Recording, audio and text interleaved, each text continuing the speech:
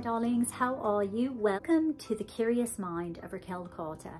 So my darlings, what I wanted to chat with you about today is that I wanted to catch you up. I'm not a gatekeeper, okay? And I really love to be transparent. So I really wanted to share with you what's been going on behind the scenes, and as well as how the channel will progress forward. Now, I'm going to give, since I think we do have loads new subscribers, which is thank you very much. Thank you. I'm so appreciative of that. Thank you, darlings. And also for the people that have been here the entire time. I wanted to just sort of let you in on a few details. Let me start out.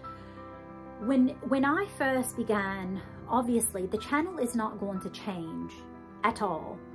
In fact, it's going to get better, because what Jeffrey, Sean, and I have decided to do is that at the start, when I first began the channel, obviously I've had the channel for about a decade, and it's been all about spirituality. And I always really intended to want to do, you know, the things with my design degree and all of that sort of thing. But it had never been conducive to me in having a particular home. We had not found our forever home. Now, when Jeffrey, Sean, and I moved, and Sawyer made his transition, my dear boy lad, made his transition, we moved in with my folks. Now, that was only to be a reprieve, right? But life never always goes according to plan, does it? And so we ended up, now we've still been here over 5 years. I wanted to get my sea legs, and us taking a reprieve and then finding our Victorian farm, our Victorian beautiful forever home.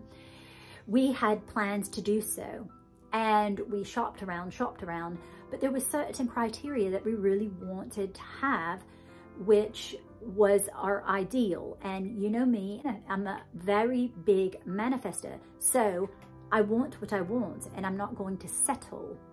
So what happened is that we invariably did not find our Victorian home. So then, in order for me to throw my sadness at something, I asked my dad if I could create, which became my cottage of belonging, our cottage of belonging, which is the Scarlet Rose Cottage. And so that has been an ongoing project from, I guess, since 2020, during the very beginning of the pandemic. Well, having the cottage was going to be something that I could shoot video, I could do all of these sorts of lovely little bits and bobs for my YouTube channel, because that is the way that, with that and my blog and my books, that I receive an income. So I thought that would be such a lovely idea. And then that transpired into us being here even longer. And during the pandemic, then I had started working when the house for us finding our Victorian farm home, because, you know, I have certain stipulations that I want, and the desire is to eventually have the bequest, which is the Carter settlement, and it will be a place where we'll have workshops, and I will share my teachings and all of my little small social gatherings. It will also be interactive learning and things like that.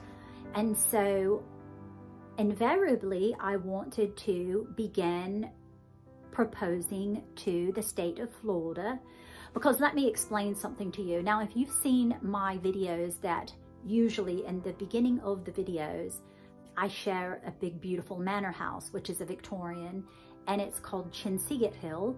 Chinseget Hill has been in my hometown my entire life. So I've known of it since I was a little girl, and I wanted to curate, be Jeffrey, Sean, and I to be the curators of it, because we both have certifications in many things. Also, Jeffrey is a wonderful gardener and designer. I am very good at, I have certifications in historical preservation, also curated before 2 other homes before this when I was in Alabama. And so I know quite a bit about it. So I had proposed and sent proposals in to and working with the Hernando County commissioners, and I worked for over 2 years on attempting to be put into that position, because I still know that I would have made our county a fortune of preserving that home in the manor house, the surrounding 114 acres and all of that. And that never came to be. Then the reality show, Hello Sunshine, the Reese Witherspoon production company came calling, and I was set to film for that reality show. Well, then the writer's strike happened. The pandemic continued on. Then Reese sold a portion. I mean, she's still part of it, but I believe that it was sold for close to $1 billion, something like that. And I don't know what else happened in there. Like, I can intuitively and psychically guess, because I really do know, but I'm not going to share that on video. But anyway, the point that I'm making is one thing after another. So the last that I had heard about the reality show was that it was still a go, it was still a go, it was still a go. Now, I had not told anyone about it for nearly over 1.5 years. And I just decided 2 weeks ago that after hearing back from them that it was not shelved, but that they have no new news, that first of all, I am not a passive girl, okay? I am also not one that's going to sit back and relax and expect someone to come and save me. And I'm not going to wait for someone to come and rescue me. And now I'm going to get this and all of that. I've decided that I am no longer waiting on anyone. I'm going to create my own reality show in the way that I want to do it, and have all the control that I desire, and Jeffrey Sean have all the desire. Because here's the thing in life that I want you to, if you take anything away from this video, that it's pretty much me just telling you what's been going on behind the scenes. Also, I always want to give you a bit of knowledge and something to chew on, right? Is that do not wait for other people to come in and make your life wonderful, like you expect someone to come in and save you, because most of the time, most people aren't going to. Second of all, it really puts you in a disempowering state of mind. And I, for one, am not going to ever live in a state of mind that is disempowering to me, because shows get canceled, books get declined, television shows get shelved, all sorts of things happen. House plans fall through. You've got people in the commissioners' positions in our particular hometown that their ego gets in the way. They would rather the house go into a decrepit state and be bulldozed down than preserve it, truthfully, because they would rather line their own pockets than to see someone else progress forward and make something wonderful that they had the opportunity to do, but they did not. They failed significantly. So I'm no longer in the business of worrying about what other people are doing. Like, I just don't care, okay? I just don't care. You know, they don't pay my mortgage anyway. It's not like I've lost out anything. I don't really care. And so I'm just looking forward to creating this channel, making it even more fun, and really come to you and give you, that was the cat, really come to you and give you a bit of knowledge, a bit of teachings, my skill set, my ability to create this beautiful Victorian English countryside estate, the Carter settlement, where it will be a place that you will eventually be able to come, and we will have social gatherings, we will have teachings, we'll have a tea room, we will have sheep. And now it's going to be something that it may sound overwhelming to many people. I understand that. Now listen, the other thing is whenever anyone has ever tried to tell me not to do something because it seems too big of a state of affairs, that it seems so insurmountable, like it's too big to be able to handle, or someone, oh, you're not going to be able to achieve that, Raquel. I like when people call me the underdog because I love proving people wrong. And so in order to do anything in life, my darlings, you've got to have the tenacity. You've got to have moxie. And I always talk about this. You've got to have moxie because people will always tell you that it can't be done until you do it and prove to them that you did it.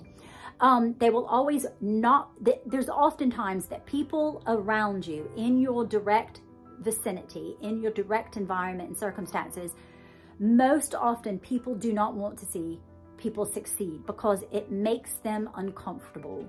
So I want you to remember that no matter what you desire, it is never too big, and you can always come to my channel.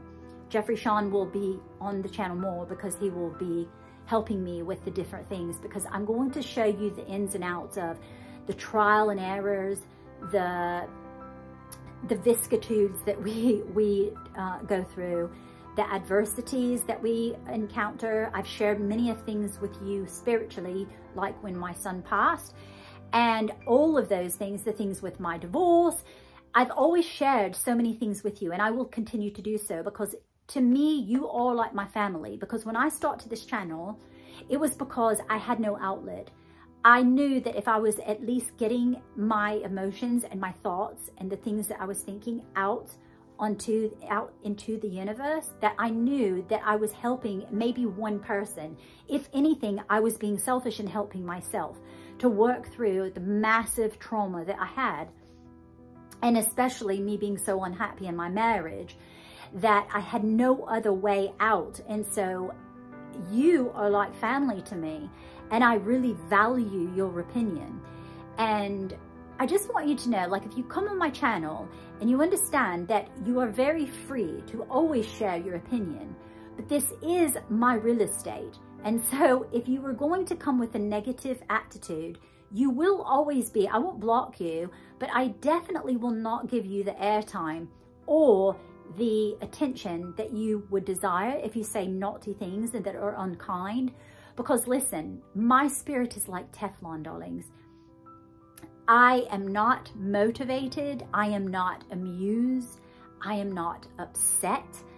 I don't get affected by anyone that says negative things to me. I mean, I've lost my son to murder. Do you think that there's anything that you could say to me that's not going to make me, that's going to arouse me or make me upset? No, because I've healed through that. I've created new beliefs, and I know that all of you that have beautiful intentions are coming to my channel because you really are willing and wanting to learn and to kind of take you away for a moment, you know, because what I'm trying to create here is a bit of a fantasy, a bit of a fairy tale life, and that you too can create your own fairy tale. Now, what I'm going to do, which will be a bit different than other channels that I've not seen other channels like mine, which is fine because we always want a unique channel to watch, is that I am going to create this Victorian English countryside legacy, the Carter settlement, through the eyes of an English Victorian. And I'm going to make it look as though when you come here, you will think that you've landed in England. And that will be a challenge. Now, understandably, I'm not going to always get it right. It's going to be trial and error, but that's the beauty of life, is that we're all working towards something. It's not going to be perfect. I might get wrong a bit. I might have to rework some things, but it's the whole concept is that I am trying to take us back to the Victorian era and live that way as Tasha Tudor would have. And, you know, of course, my Beatrix, my little Victorian hero. And so I hope that you will join me. And the next video that will be out, because I didn't want it to go on too long, me prattling away on this video, is that the Victorian icebox that I've been working through. And I said this on my social media, if you want to follow me, follow along, because I'll do stories on occasion or whatever, is that that I think I figured out the solution to my icebox. Now, obviously, you know, you're not gone off with the fairies or anything, so you know that I am very well aware that I am using advanced technology. I'm on a mobile, I have lighting, you know, and computers and things like that. But as far as me trying to live this life, I am really trying to do that. And I'm really doing it. Initially, this reason and the start for it was because it helps me with writing my novels and writing my stories. So it really, really helps me because all of my books are made in the Victorian era. So that is where that initially started out. But I hope that you will join me. I'm so thankful and happy that many of you are new here. And I hope that you love the channel as much as other people are enjoying it. Always, I'm most affably yours. Until my next swim. Cheers, darlings. Toodle pip.